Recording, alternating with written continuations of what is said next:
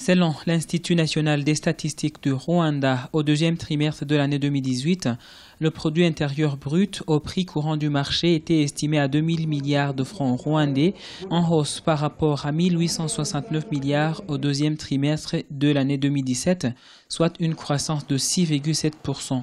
Le secteur des services y a contribué à l'échelle de 47%, alors que les secteurs de l'agriculture et de l'industrie y ont contribué de 30% et de 16% respectivement.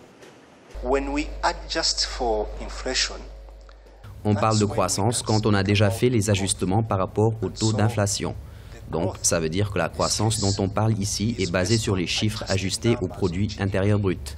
Pour clarifier, les chiffres sont présentés au prix courant du marché et au prix constant du marché, mais quand on parle de la croissance, elle est basée sur des valeurs constantes.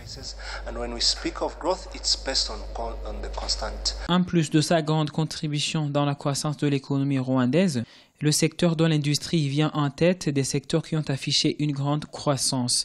Avec un taux de 10%, ce secteur a contribué de 1,7 point de pourcentage au PIB global. Il a été suivi par le secteur agricole qui affiche une croissance de 6%.